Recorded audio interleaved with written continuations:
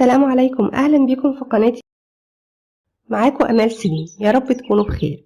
هنعمل مع بعض النهاردة ورك الرومي بطريقة جميلة جدا، بجد تحفة تحفة تحفة. يعني نفسي بجد تجربوها لأنها حلوة قوي، هتشرفكم في أي عزومة. التيست بتاعها عالي قوي، إن شاء الله هنقدمها بطريقة حلوة، وكمان الشكل النهائي ليها جميل جدا، تقدروا تقدموه بيها في أي عزومة. تعالوا نشوف هنعملها مع بعض ازاي. واتمنى منكم لو عجبكم الفيديو تدعموا القناة بلايك، ولو اول مرة تدخلوا قناتي ياريت تشتركوا فيها وتفعلوا زر الجرس علشان توصلكوا كل وصفاتي.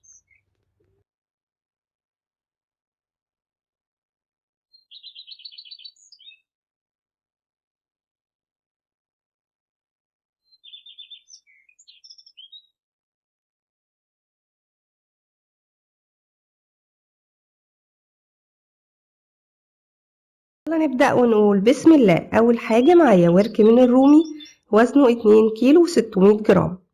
هحطه في محلول النقع. انا حطيت 2 لتر من المية، عليهم كوباية الا ربع من السكر ونص كوباية من الملح، وسبتهم في محلول النقع 5 ساعات بالظبط في التلاجة.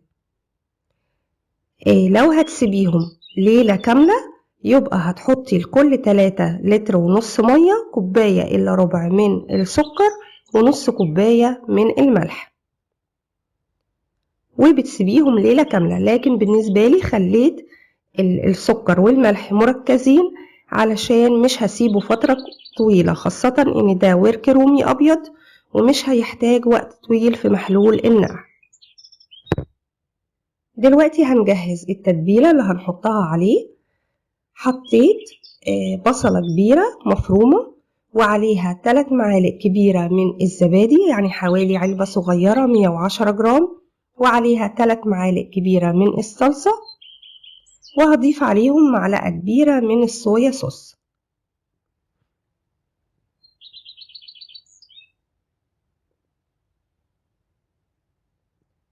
وهضيف عليهم معلقة كبيرة من الملح ومعلقة كبيرة من الزعتر ومعلقة كبيرة من بهارات الفراخ ومعلقة صغيرة من الثوم البودر ومعلقة صغيرة من البصل البودر. بعد كده ضفت معلقة صغيرة من الحبهان المطحون ومعلقة صغيرة إلا ربع من الفلفل الأسود ومعلقة صغيرة من البابريكا ونص معلقة صغيرة من الجنزبيل، وهضيف عليهم 2 معلقة كبيرة من بشر البرتقال، بيبقى حلوة قوي وبيديها ريحة حلوة جدا. وضفت عليهم معلقة كبيرة من الروزماري، برضو بيدي ريحة حلوة جدا للرومي. وضفت عليهم حوالي 6 حبات من القرنفل أو المسمار.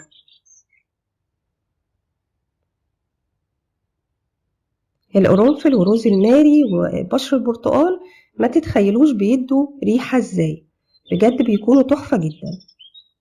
بعد كده هقلبهم كويس جدا زي ما انتوا شايفين كده لحد ما يختلطوا مع بعض كويس. بعد كده بعد ما سبت ورك الرومي 5 ساعات هنعمل ايه بقى؟ هنحط في صوص من التوم صحيح زي ما انتوا شايفين كده، وهحط فلفل اسود صحيح. بالنسبة للفتحات اللي انتوا شايفينها دي، لما بتيجي تشتري ورك الرومي يا اما الراجل هيعملك فيه الفتحات دي او القطعات دي، يا اما هيديهولك سليم. الطريقة اللي تريحك اعمليها.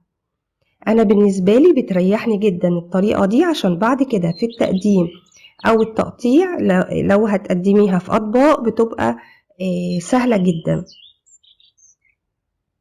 او بتكون شكلها افضل. لكن طبعا لو حابة تحطيه سليم عشان يريحك وانتي بتطلعيه وبتحطيه على طبق التقديم، خليه سليم ما تقطعهوش. وبعد كده ضفت عليه التتبيلة اللي احنا حضرناها مع بعض زي ما انتي شايفة كده، مليت بيها الفراغات وغطيته كويس جدا بالشكل ده. طبعا لو مقفول حاولي تحطي بين الجلد واللحم التتبيلة، وكمان تعملي فيه فتحات بالسكينة تدخلي فيها الثوم والفلفل لو مش مفتح زي ما الورك اللي قدامكم ده مقطع بالشكل ده.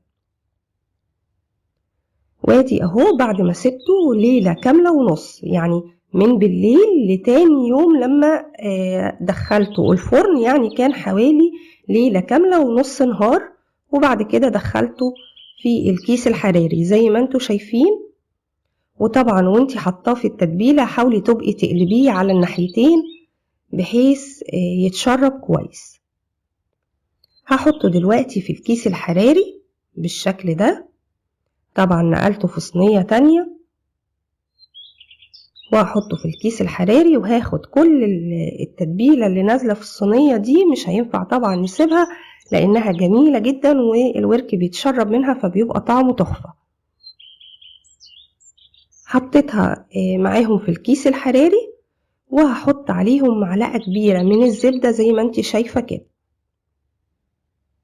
ادي اهو اللي بقي في الصينية كله هنزله على الورك داخل الكيس. برضو انا حطيت في بعد ما حطيت التتبيلة حطيت كده من فوق معلقتين من الخل.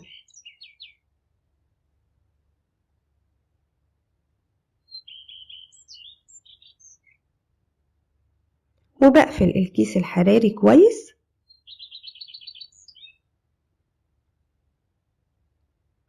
وهعمل فيه فتحة كده بالسكينة وهكون مسخنة الفرن وهدخله فيها. برضو من الحاجات الجميلة انك انتي بعد ما تسيبيه بالشكل ده معدول شوية حاولي تقلبيه وهو في الفرن برضو هتلاقي الكيس نزل جزء من الصوص اللي نازل، مش مشكلة خالص لان برضو كله هيتشرب، بس لما بتقلبيه من الناحية التانية بتلاقيه خد من الصوص اللي كان نازل وتشرب اكتر. وادي اهو بعد ما طلع هو خد معايا حوالي ساعتين في الفرن او ساعتين وربع، طبعا حسب قوة الفرن بتاعتك. شايفة اتشرب اغلب العصارة بتاعته، اللي اتبقى التوابل والدهون، وطالع شكله تحفة زي ما انت شايفة. عملته قدمته مع الرز بالخلطة.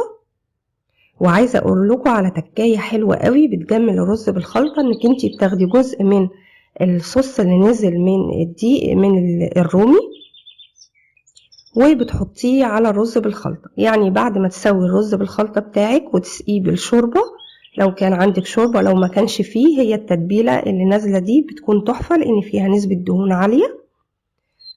بعد ما تسويه كده 3/4 سوا بتاخدي جزء من اللي نزل ده وبتحطيه معاهم وتشغلي عليه تاني يتشرب من التوابل اللي كان معمول بيها الرومي والدهون اللي نزلت منه. بيطلع احلى رز بالخلطة ممكن تعمليه. وزي ما انتوا شايفين كده حضرت له مكسرات لوز وزبيب. بعد ما بتقشري اللوز بتديله طبعا تحميرة كده، وتحطي بعد ما تحمريه تحطي معاه الزبيب ياخد تقليبة واحدة، وبعد كده بتحطيه على الرز بالخلطة بالشكل ده. بيبقى تزيين وكمان بيبقى شكله تحفة جدا وطعمه كمان بيبقى جميل جدا.